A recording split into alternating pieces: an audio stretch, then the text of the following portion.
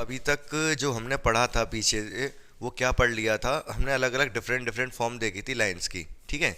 Different different form for एक देखी थी हमने, कौन सा, intercept form, intercept x upon a plus y upon b. सबसे पहले हमने देखा y minus y one m x minus x one, एक y equals to m x plus c. लेकिन आपने तो स्ट्रेट लाइन कभी ऐसी पढ़ी नहीं बचपन से, आपने तो हमेशा ऐसी वाली पढ़ी, a x plus b y plus c equals to zero. तो बस इसी को बोलते हैं general equation of straight line, a x plus b y plus c equals to zero. इस जनरल फॉर्म को हम बाकी सब फॉर्म में कन्वर्ट कर सकते हैं, जैसे कि इंटरसेप्ट फॉर्म में कन्वर्ट कर सकते हैं इसको, और वाई इंटरसेप्ट फॉर्म में कन्वर्ट कर सकते हैं। कुछ चीज़ें हैं जो समझनी है यहाँ से, जल्दी जल्दी मैं बताता जाऊँगा, ज़्यादा मुश्किल नहीं है, काफ़ी ज़्यादा आसान है, आप समझते जाओ फटाफट। इसको अगर मुझे इंटरसेप्ट फॉर्म में कन्वर्ट करना हो तो कैसे करूँगा, इसको कन्वर्ट करना है इंटरसेप्ट फॉर्म। इंटरसेप्ट फॉर्म कौन सी होती है, x upon a plus y upon b equals to one, जिसमें कि ए एक्स इंटरसेप्ट है और बी वाई इंटरसेप्ट है। तो कर दोगे कन्वर्ट इसको? हाँ, एक एग्जांपल से समझता हूँ मैं। जैसे अगर लिख रखा है 2x plus 5y equals to 10, एक लाइन की इक्वेशन दे रखी है ये, चलो -10 ले लो, +10 -10 कुछ भी ले लो, +10 ले लिया इक्वस टू जीरो। अब ये इक्वेशन है, लाइन की इक्वेशन है, पता है आपको, ये सरल रेखा समीकरण है, क्लास 10th में आपने पढ़ा था, सॉल्व की भी किए हैं, दो इक्वेशन होती थी उनको भी सॉल्व किया, इसको भी सब तरीके के ग्राफ भी बनाया आपने, स्ट्रेट लाइन का ही ग्राफ बनता था, ये स्ट्रेट लाइन बिल्कुल सीधी लाइन बनती थी, इसको ड्रॉ करते थे। तो ये स्ट्रेट लाइन की इक्वेशन है, इसको कन्वर्ट करना है इंटरसेप्ट फॉर्म में। अच्छा, अगर मैं आपसे ये कहूँ इसको उस पर ग्राफ पे ड्रॉ कर दो, तो आप कर दोगे ना? कैसे? क्या? हाँ, एक्स बराबर जीरो के वाई निकाल लोगे, वाई बराबर जीरो के एक्स निकाल लोगे। तो आप क्या कर दोगे, इसको कुछ ऐसे न्यू ड्रॉ करोगे, 1 2 3 4 5, 1 2 3 4 5। तो एक्स बराबर जीरो रख के क्या आएगा, वाई बराबर 2 -2, 2 3 4, चलो हटाओ माइनस का कर लो, उधर जाके प्लस हो जाएगा, तो प्लस का 2 आएगा, वाई बराबर आएगा प्लस का 2, और एक्स बराबर कितना आएगा, प्लस का 5। तो यही तो इंटरसेप्ट है, यही तो एक्स इंटरसेप्ट है 5, और यही वाई इंटरसेप्ट है 2, समझ रहे हो? ठीक है, तो हम इसको इंटरसेप्ट फॉर्म में कन्वर्ट कैसे करेंगे? सबसे पहले तो जो भी इधर कांस्टेंट है उसको उधर ले जाओ, 2x plus 5y equals to 10, फिर इस 10 को नीचे ले आओ, 2x अपॉन 10 इधर 1 रह जाना चाहिए, 5y अपॉन 10 इक्वस टू 1। ये 2 से 5 बार कट गया, ये 5 से 2 बार कट गया, तो ये इक्वेशन बन गई x upon 5 plus y upon 2 equals to 1। इसी को हम इंटरसेप्ट फॉर्म बोल रहे हैं, सही है ना? अब ये x बराबर जीरो, वाई बराबर जीरो रखने की आवश्यकता नहीं है, अगर आपने इंटरसेप्ट फॉर्म में कन्वर्ट कर ली लाइन, फिर तो आप सीधे सीधे इसको ड्रॉ कर सकते हो। x पे 5 पे कट कर रही है, 1 2 3 4 5, और y पे 2 पे कट कर रही है, इन दोनों को मिला दो, ये वाली लाइन बन गई, एक्चुअली ये वाली लाइन, समझ गए कि नहीं? तो इंटरसेप्ट फॉर्म में कन्वर्ट करने के लिए क्या करना पड़ा, पहले तो कांस्टेंट को उधर ले जाओ, फिर कांस्टेंट को नीचे ले आओ, ठीक है? ये ऐसे ही करते हैं इसको, अगर हमें इंटरसेप्ट फॉर्म में कन्वर्ट करना है तो इसी तरीके से कर सकते हैं, बाकी समझ तो गए आप, कोई दिक्कत वाली बात नहीं है। इसको क्या करोगे आप, अगर इसको इंटरसेप्ट फॉर्म में कन्वर्ट करना है तो सी को पहले आप उधर ले जाओगे, ए x plus b Y minus सी, सी को नीचे ले आओगे, minus C B Y minus सी, 1 रह गया इधर, ए यहाँ पर, ए नहीं, यहाँ कुछ नहीं होना चाहिए एक्स के अलावा, ए को नीचे ले आओगे, माइनस सी अपॉन ए वाई माइनस सी अपॉन बी। तो यहाँ पर आप देख पा रहे होगे ये एक्स इंटरसेप्ट है, ये वाई इंटरसेप्ट है, समझ गए? यही तो किया था वहाँ पर भी मैंने, तो इसमें सब चीज़ समझने वाली कोई आवश्यकता है नहीं, नोट करना चाहो कर लो, नहीं रहने दो। देखो फटाफट इसको, अब ध्यान से देखो इधर, अब मैं इसी general equation of straight line को कन्वर्ट कर दूंगा किसमें, स्लोप इंटरसेप्ट फॉर्म, किसमें, स्लोप इंटरसेप्ट फॉर्म। क्या है भाई slope intercept form? Slope intercept form क्या है, y equals to m x plus c, y equals to m x plus c, ठीक है? जिसमें कन्वर्ट करना है, कोई मुश्किल काम नहीं है, बहुत आसानी से हो जाएगा। यहाँ पर सी क्या है, सी, इस सी क्या होता है इसमें, एम क्या है? एम स्लोप है। सी क्या है? By intercept. भाई जो इक्वेशन मैंने देखी है इसमें आपने प्रैक्टिस नहीं की अभी तक। एम स्लोप है और सी है वाई इंटरसेप्ट।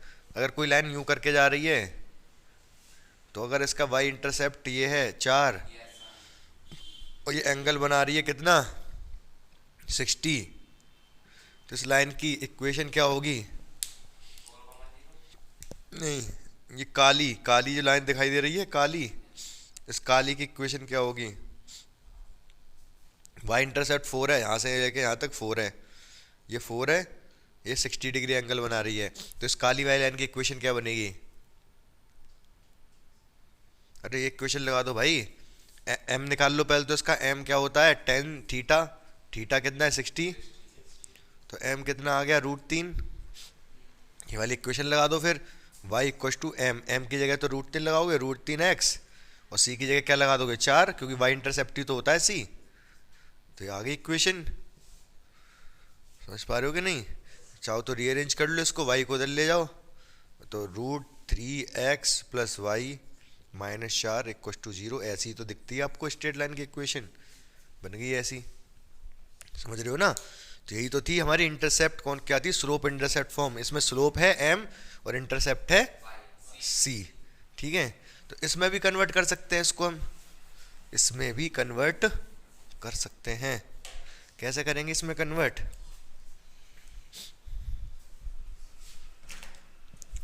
हमें y अकेला चाहिए। अच्छा मिटा दिया मैंने उधर, इसमें लेके आना है आपको, इसमें इस इक्वेशन को इसमें लेके आना है।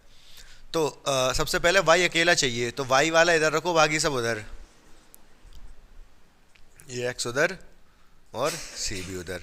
y अकेला रखना है तो b को डिवाइड मार दो उधर ले जाके, तो a divide by b x minus c divide by, बात समझ में आई? यहाँ तक बन गई, कन्वर्ट हो गई।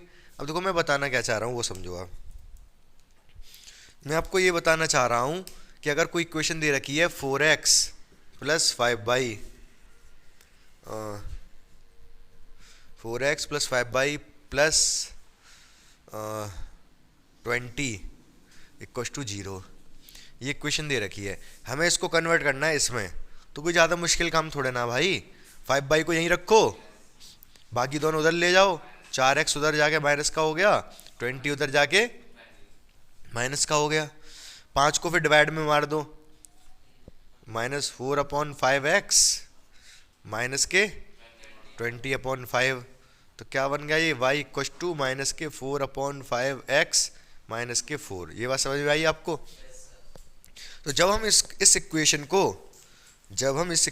को इस तरीके से कन्वर्ट कर लिया हमने, तो हम क्या कह सकते हैं? y इंटरसेप्ट कितना है -4 और इसका स्लोप कितना है? कंपेयर करेंगे ना इसको y equal to mx + c से, तो हम कह सकते हैं m की वैल्यू है -4/5 और c की वैल्यू है -4। मतलब ये लाइन अगर ड्रॉ करने को बोला जाए तो ड्रॉ भी कर सकते हो आप इसको। स्लोप 4/5 माइनस में, पहले तो y इंटरसेप्ट 4 है, मतलब ये कहाँ से जाएगी 1 2 3 4, यहाँ से होके जाएगी। y इंटरसेप्ट माइनस में 4/5 है, अराउंड 1 के अराउंड है, ठीक है, 1 अराउंड मतलब 10 में 45 की वैल्यू होती है, लेकिन माइनस में है। वैसे तो देखो प्लस में होता है तो 45 यूँ बनेगा, ऐसे जाएगी लाइन। अगर माइनस में 1 का मतलब होता है 135, तो लाइन कुछ इस तरीके से जाएगी यूँ करके, समझ रहे हो? तभी तो 135 बनेगा ये, ठीक है। अब यूँ करके जा रही है और इस पॉइंट से, तो ऐसे कुछ जाएगी ये। अब समझ पा रहे हो मेरी बात को हल्का फुल्का? तो ये एंगल जो बन रहा है वो 135 अराउंड बन रहा है। इतना मत सोचो, बाकी आंसर आ गया, काफ़ी है। समझ गए तो ठीक है ये लाइन वाला कंसेप्ट, बाकी नहीं तो समझ जाओगे बाद में। तो क्लियर है ये बात? कन्वर्ट कर सकते हो इसको। अरे कोई बहुत ज़्यादा काम नहीं करना, बस यही करना है कि पहले y को अकेला करो, फिर y के साथ जो है उसको नीचे ले जाओ, तो इसी फॉर्मेट में कन्वर्ट हो जाएगा। ये बहुत आसान है, दिक्कत वाली कोई बात नहीं है। तो ये हमने क्या कर दिया, इसको जनरल लाइन को कन्वर्ट कर दिया किस में? स्लोप इंटरसेप्ट फॉर्म में। एक और है नॉर्मल फॉर्म। नॉर्मल फॉर्म याद है आपको? To normal form, normal form में कन्वर्ट करना है हमें। तो एक लाइन की इक्वेशन वही a x plus b y plus c equal to zero. Normal form क्या हुआ करती थी पता है आपको? नॉर्मल फॉर्म बोलो। नॉर्मल फॉर्म थी cos alpha x plus sine beta sine alpha y equal to p, ये हुआ करती थी। अभी मैं इसका डेरिवेशन करवाऊंगा तो बहुत आपको अटपटा सा लगेगा, आपको समझ नहीं आएगा, तो मैं एक एग्जांपल से ही समझाता हूँ कि एग्जांपल से करना क्या है एक्चुअली। अच्छा, ये वाली जो इक्वेशन हुआ करती थी इसमें अल्फा क्या है और पी क्या है? अरे अल्फा कौन सा एंगल है? कोई लाइन मान लो यूं करके जा रही है, लाल से बना दे रहा हूँ, कोई लाइन है, रेखा है, यूं करके जा रही है, ठीक है, ये एक्स एक्सेस है, वाई एक्सेस है। अल्फा और पी क्या है यहाँ पर?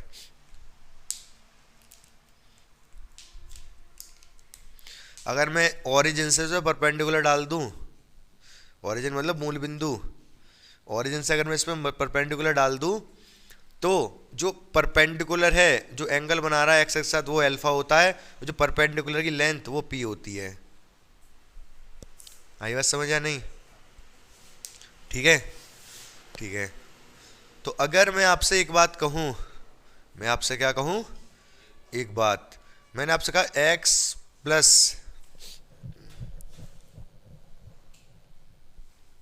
√3, चलो पहले y ले लो, x plus y equal to 5, ये एक लाइन है, लाइन की इक्वेशन है x प्लस वाई 5। इसको नॉर्मल फॉर्म में कन्वर्ट करना है। नॉर्मल फॉर्म में कैसे कन्वर्ट कर सकते हैं?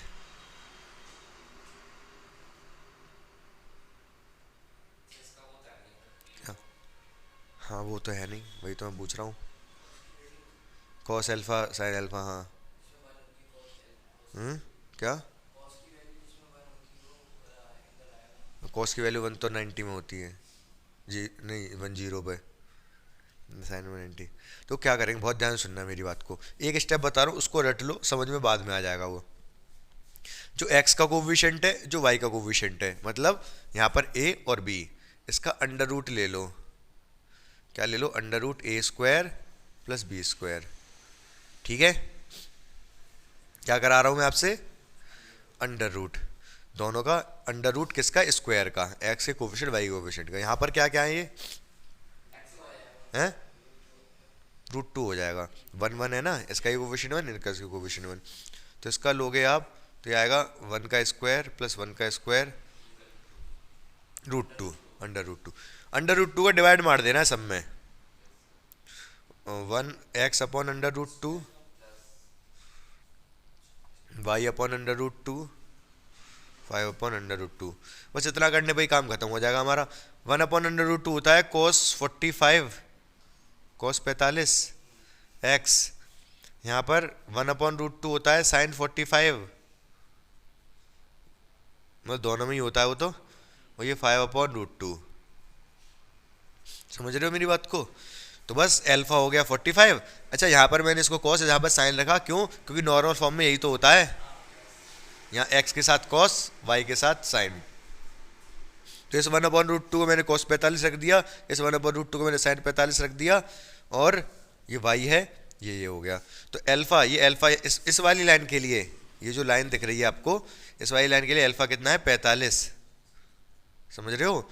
और ये परपेंडिकुलर की लेंथ कितनी है? 5 अपॉन √2। तो बस यही करना है। क्या करना है आपको? पहले ये कैलकुलेट करना है, ठीक है, हमें क्या कन्वर्ट करना है इस लाइन को, किस में? नॉर्मल फॉर्म में। इसका डिवाइड मार देना है, तो a अपॉन अंडर रूट में a square plus b square x plus b upon under root में a square plus b square y, c को उधर ले जाओ, c अपॉन अंडर रूट में ए स्क्वायर प्लस बी स्क्वायर। सी को, ये जो उधर चला गया है ना, इसी को पी बोलते हैं ना, इधर वाले को पी बोलते हैं इसको। इसको कभी नेगेटिव नहीं रखेंगे, ठीक है, इसको कभी नेगेटिव नहीं रखेंगे। जैसे कि चलो छोड़ो, एग्जांपल नहीं दे रहा, क्यों? क्योंकि पी की वैल्यू कभी नेगेटिव नहीं हो सकती, लेंथ कभी नेगेटिव नहीं होती सकती। अगर मान लो ये नेगेटिव आ गया, अगर ये वैसे तो यहाँ के हिसाब से तो नेगेटिव ही आएगा, अगर ये नेगेटिव आया तो इसको नेगेटिव ना करके आप इन दोनों को नेगेटिव कर देना, ठीक है, क्यों? क्योंकि लेंथ नेगेटिव नहीं। अब यहाँ से कुछ समझ में नहीं आ रहा होगा, अब एक काम करो, इस चीज़ को कर लो नोट पहले, फिर मैं समझाता हूँ एग्जाम्पल से। ये इस लाइन को मैंने कन्वर्ट कर दिया नॉर्मल फॉर्म में, ये जनरल फॉर्म थी,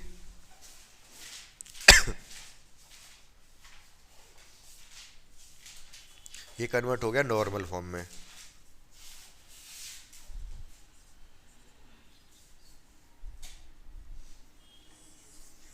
इस चीज़ को नोट करो बस आप, ये एग्जाम्पल भी इसको नोट करने के बाद ये एग्जाम्पल भी नोट कर लो।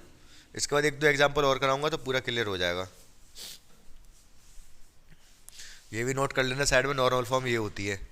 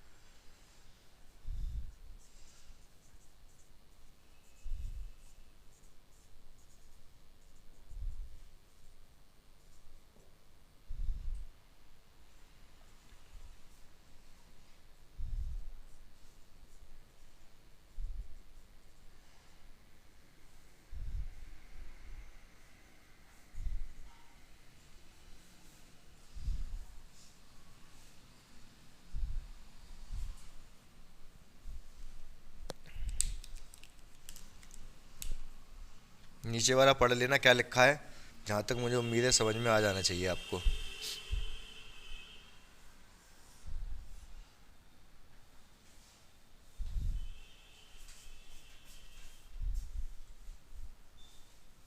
और ये एग्जाम्पल अलग से,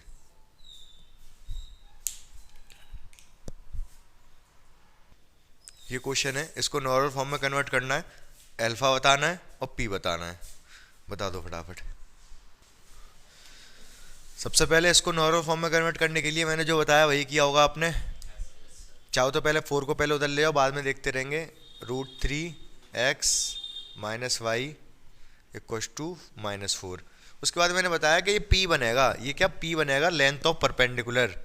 लेंथ ऑफ परपेंडिकुलर लंब की लंबाई, वो लंबाई कभी नेगेटिव नहीं होती है, तो हम इसको प्लस करके इसको नेगेटिव कर दे रहे हैं। √3x + y 4, कोई दिक्कत नहीं यहाँ तक। इसके बाद r निकालते हैं। r क्या होता है, √3 का स्क्वायर 3 आ जाएगा, 1 का स्क्वायर 1 आ जाएगा, कितना आया ये 2, तो 2 का डिवाइड मारना है सब में, माइनस का √3/2x प्लस का 1/2y = 2। इसको नॉर्मल फॉर्म में कन्वर्ट करेंगे हम। नॉर्मल फॉर्म में जब कन्वर्ट करेंगे तो ये दोनों एक ही एंगल की वैल्यू होनी चाहिए, ये कॉस में, ये साइन में। कौन सा एंगल है ऐसा,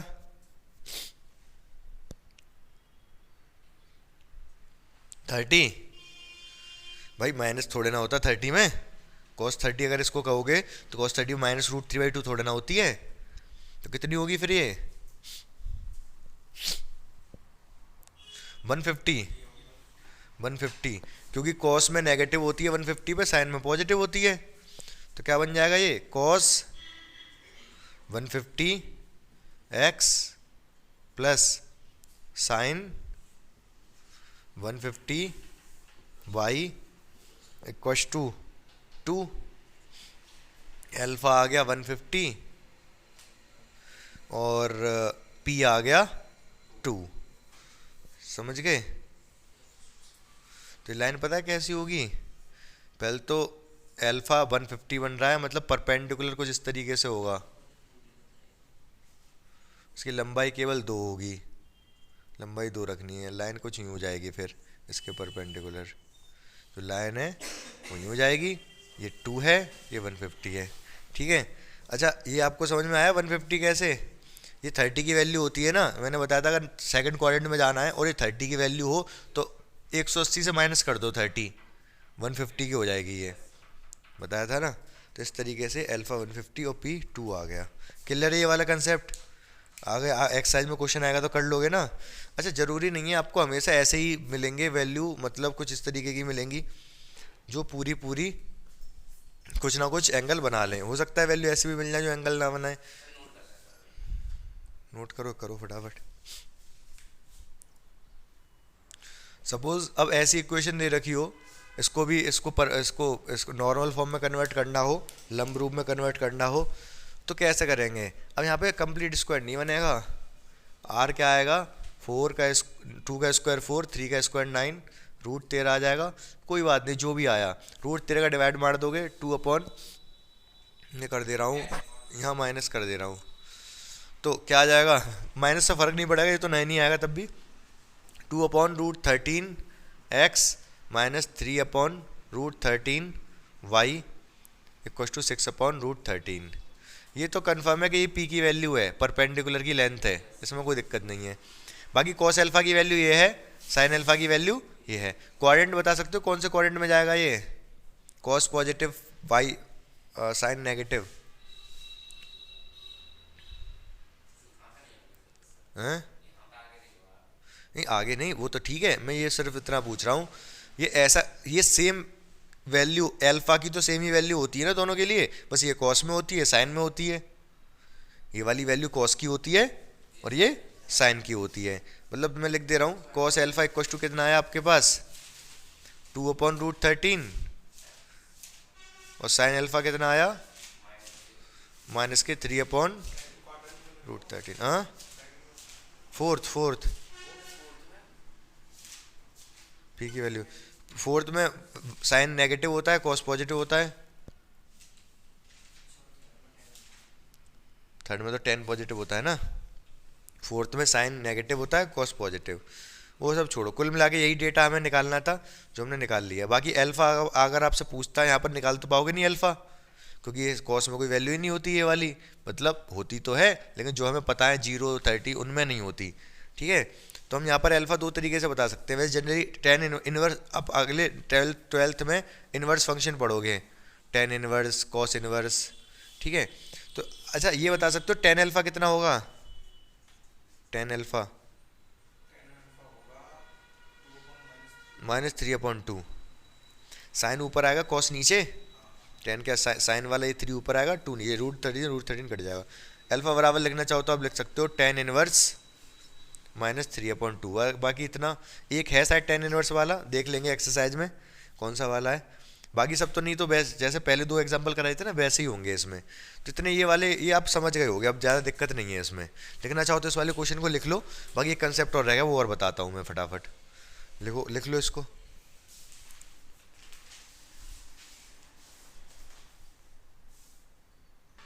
इसमें मुझे जल्दी से एक चीज़ बताओ आप, ये जो P है 6/√13 कौन सी P है, क्या है ये। हाँ ऑरिजिन से जो परपेंडिकुलर डाला, बिल्कुल सही बात है आपकी। ये अगर कोई लाइन यूं कर, फिलहाल यहाँ पर इस वाले कोऑर्डिनेट में तो फोर्थ से जा रही होगी, ठीक है। ऑरिजिन से जो हमने परपेंडिकुलर डाला है उसी की लंबाई है ये, ठीक है ना। तो अभी जो कंसेप्ट बताने जा रहा हूँ उसमें एक कंसेप्ट तो क्लियर हो गया, ऑरिजिन से परपेंडिकुलर की कोई भी लाइन दे रखी हो, ऑरिजिन से परपेंडिकुलर की लंबाई पूछी हो तो आप निकाल लोगे ना। लेकिन ओरिजिन से नहीं, किसी रैंडम पॉइंट से पूछेगा यहाँ पर। ये ओरिजिन से भी पूछ सकता है, ओरिजिन से तो निकाल ही लोगे, किसी रैंडम पॉइंट से कैसे निकालेंगे वो समझाता हूँ मैं। अगर एक लाइन दे रखी है find the length of perpendicular from x1 y1 to the line ax plus by plus c equal to 0। तो अगर कोई इक्वेशन दे रखी है, मैं बना दे रहा हूँ,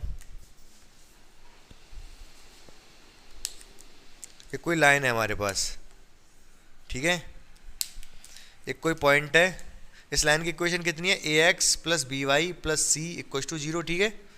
एक पॉइंट है मेरे पास, यहाँ से मैंने डाल दिया परपेंडिकुलर, इस पॉइंट के कोऑर्डिनेट थे x1 y1। तो ये जो परपेंडिकुलर डाला मैंने यहाँ से p मान लो, इसको इसको p मत मानो, इसको a मान लो, इसको n मान लो। तो लेंथ ऑफ परपेंडिकुलर जो p है ये पता करनी है मुझे। ये क्या होगी, कैसे निकलेगी ये p? कुछ नहीं करना है, इसका फॉर्मूला ये होता है ax1 प्लस by1 प्लस सी अपॉन अंडर रूट में। तो वही आएगा जो पहले किसका डिवाइड कर रहे थे अभी तक हम, x के कोफिशिएंट के स्क्वायर का y के कोफिशिएंट के स्क्वायर का डिवाइड, तो वही उससे वही होगा। ऊपर थोड़ा सा चेंज आ गया, ऊपर पहले केवल c था, अब ये और बढ़ गए, ध्यान है, ऊपर पहले केवल c था। इसको मॉड में लिखेंगे, किस मॉड में, क्यों मॉड में क्यों लिखेंगे? लेंथ कभी नेगेटिव नहीं हो सकती, लंबाई कभी नेगेटिव नहीं हो सकती। मैं एक एग्जांपल देता हूं तो आपको बिल्कुल क्लियर हो जाएगा क्या क्या कंसेप्ट है। अगर मान लो मुझे पता करना है, चित्र बना दे रहा हूं बस, मैं क्वेश्चन नहीं लिख रहा। एक पॉइंट है 2,3, एक लाइन है ये, इसकी इक्वेशन है 4x minus 5y minus 10 equal to 0। ठीक है, मुझे इस पॉइंट से इस लाइन पर परपेंडिकुलर डालना है और इसकी लंबाई p पता करनी है। इसकी लंबाई p क्या होगी, आपको कुछ नहीं करना, ax1 a तो ये है, x1 2 है। सिंपली मैं आपको बताऊं तो वैसे ये फॉर्मूला तो लिख लिया आपने, लिख लेना। इसको करना क्या है, ये 2 और 3 है ना, 2 और 3 को एक्स वाई की जगह पर रख दो आप।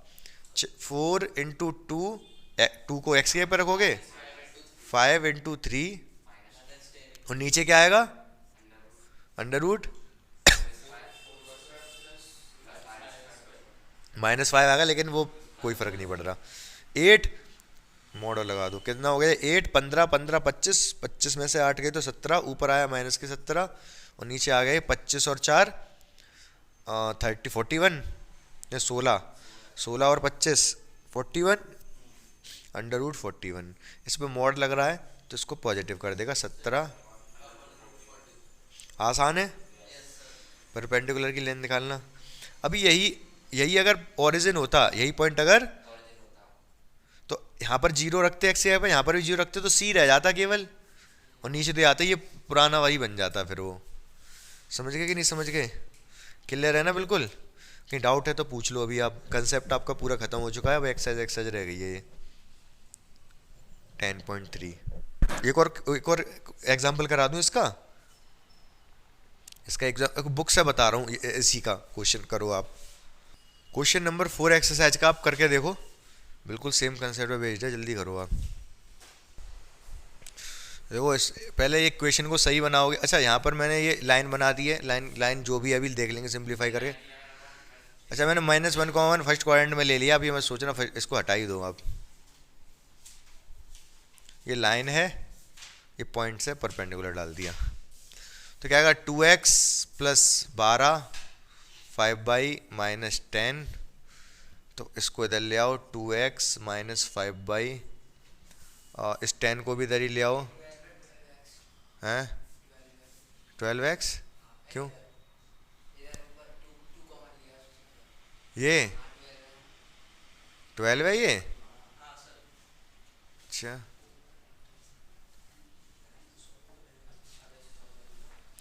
तो 12x माइनस 5y 10 को भी इधर ले आओ, प्लस का 72 है इधर आके 82 हो जाएगा। सही है, यहाँ तक क्लियर है, इक्वेशन बन गई है।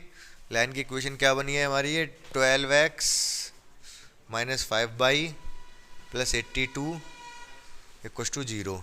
ठीक है, तो अब क्या करेंगे हम, ध्यान से देखते रहो आप।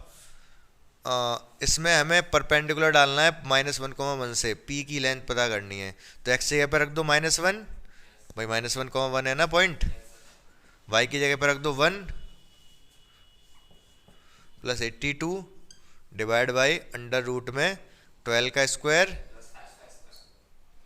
प्लस 5 का स्क्वायर, ये माइनस के 12 माइनस के 5 82, कितना आएगा नीचे 65 हैं। अरे इसकी पूछ रहा हूँ ऊपर वाले की, वो तो मुझे पता है। कितना आएगा 65, ऊपर आ गया 65 माइनस का, नीचे आ गया 13 मॉड है, तो ये माइनस का 5 मॉड प्लस का 5, p की वैल्यू कितनी आ गई प्लस का 5। तो ये बात आपको समझ आ गई होगी, ठीक है। एक छोटा सा कंसेप्ट और रह गया, इसको और समझ लो जल्दी से फटाफट। अगर कोई दो पैरेलल लाइन है, अगर कोई दो कैसी लाइन है, तो कंसेप्ट ये वाला तो समझ आ ही गया होगा अच्छे से। अगर कोई दो पैरेलल लाइन है और इनके बीच की डिस्टेंस पता करनी हो, इन दोनों के कितनी डिस्टेंस है, तो अगर मैं ओरिजिन से मूल बिंदु से परपेंडिकुलर डाल दूं, इस पर भी और इस पर भी, ठीक है। तो जब ओरिजिन से परपेंडिकुलर डलता है तो ये नहीं आते, ये वाला नहीं आते हैं, जीरो जीरो हो जाते हैं ना ये। अगर मान लो ओरिजिन होता, अगर ये ओरिजिन होता तो लेंथ कितनी होती, यहाँ जीरो डालते यहाँ जीरो डालते 82 ही बचता, केवल सी बचता मतलब। और डिवाइड में ये ए स्क्वायर बी स्क्वायर, 12 का स्क्वायर 5 का स्क्वायर। तो आप निकाल सकते हो, P1 निकाल सकते हो, P2 निकाल सकते हो, सही है। अगर ये दोनों लाइन एक इधर एक उधर हुई, एक ओरिजिन के इस तरफ एक ओरिजिन के उस तरफ हुई, तब तो आपको इन दोनों को जोड़ना पड़ेगा P1 प्लस P2 को, ठीक है। और अगर ऐसा हुआ कि दोनों एक ही तरफ हुई, दोनों ये भी इधर है ये भी इधर है, तो ये P1 होगी और ये P2 होगी पूरी, यहाँ से लेके यहाँ तक। तो फिर P2 से P1 माइनस करना पड़ेगा। अब आपको कैसे पता चलेगा दो लाइन एक ही तरफ है, एक ही तरफ है या अलग अलग तरफ है, आपको कैसे पता चलेगा? अच्छा अगर पैरेलल लाइन होंगी तो उनमें एक खास बात होगी, पैरेलल लाइन में क्या होता है, M1 इक्वल टू M2 होता है, ये बात पता है आपको। M1 इक्वल टू M2 होने का मतलब है कि उसके x और y के कोएफिशिएंट बराबर होंगे। कुछ ऐसी दिखेंगी line, 4x plus 5y plus 20 equal to 0, दूसरी भी 4x प्लस 5y माइनस का 8 इक्वल टू 0, कुछ ऐसे होंगे, सेम होंगे। अगर सेम नहीं भी होंगे तो आप बना लोगे। अगर ये सेम नहीं भी हुए, मान लो ये 10 है, ये 8 है और ये 10 है, और ये फिर ये 8 तो नहीं होगा क्योंकि 2 हो जाता, 16 भी नहीं दे सकते, 9 मान लो, क्योंकि ये ऑड होगा तभी तो ऐसे देगा, वो नहीं देगा ही नहीं। तो आप क्या करोगे, पहले सेम बनाओगे। कैसे? या तो ऊपर वाले में 2 का मल्टीप्लाई करो या नीचे वाले में 2 का डिवाइड करो, जो मर्जी है वो कर लो। ऊपर वाले में 2 की गुणा मल्टीप्लाई कर लो तो क्या आ जाएगा, 8x प्लस 10y प्लस 40 बराबर 0। समझे भाई? अगर बराबर नहीं होंगे तो ये बराबर कर लोगे आप। जब बराबर कर लोगे आप इसको, तो आप अच्छा बताओ, ये दोनों लाइन एक ही तरफ, ओरिजिन की एक ही तरफ है या अलग अलग तरफ है? अलग अलग तरफ है, क्योंकि ये सी वाला इधर पॉजिटिव है इधर नेगेटिव है, समझ रहे हो ना। ये पॉजिटिव ये नेगेटिव, मतलब एक एक तरफ होगी तो दूसरी दूसरी तरफ होगी, तो यहाँ पर जुड़ेगा, यहाँ पर दोनों के बीच की लेंथ क्या होगी, जुड़ेगी। और दोनों के बीच की जो लेंथ का फॉर्मूला है d, वो क्या बनेगा, नीचे वाला तो सेम ही आएगा। मान लो यहाँ पर इसकी परपेंडिकुलर लेंथ कितनी आएगी, माइनस का 9 अपॉन अंडर रूट में 8 स्क्वायर प्लस 10 स्क्वायर, वो बीच में प्लस कर देते हैं फिर मॉड लगा के। यहाँ पर कितनी आएगी ये 40 अपॉन अंडर रूट में 8 का स्क्वायर प्लस 10 का स्क्वायर, ठीक है। तो ये आएगी। बाकी इसमें ये दोनों तो हमेशा सेम रहेंगे, आप ऐसे ही कर लो। वैसे तो फॉर्मूला एक और बन जाता है C2 माइनस C1। बाकी आप इसको एक काम करो फॉर्मूला लिख ही लो, वो सीधे सीधे ये बन जाता है C1 minus C2 upon under root में a का स्क्वायर प्लस b का स्क्वायर। वो ऑल अपने आप जुड़ जाएंगे, घट जाएंगे। अगर अपोजिट साइड होंगे, जैसे यहाँ -9 है, ये प्लस का 40 है, मान लो इसको आपने प्लस का 40 रख दिया, इसको -9 रखोगे तो प्लस का 9 ऑलरेडी वो प्लस हो जाएगा। अगर दोनों सेम होंगे, C1 माइनस C2 लिख दिया ना, अगर मान लो ये प्लस का 9 है तो 40 में से 9 माइनस हो गया, अपने आप ही माइनस हो जाएगा। सीधे सीधे ये फॉर्मूला है आपका, वो कंसेप्ट बता दिया मैंने एक्चुअली होता क्या है, और ये फॉर्मूला है। समझ पाए नहीं समझ पाए? क्वेश्चन करके देखना, हो जाएंगे। सीधा सीधा ये फॉर्मूला अप्लाई करना है, बस बात खत्म। C1 माइनस C2 क्या होंगे, ये दोनों, और नीचे a स्क्वायर बी स्क्वायर, दोनों के a स्क्वायर बी स्क्वायर तो सेम होंगे अगर लाइन पैरेलल है, तो समांतर है। तो समझ पाए मेरी बात को? नहीं तो ये हेडिंग डाल लो इसमें, और ये लिख लो क्या, distance between two parallel line, distance between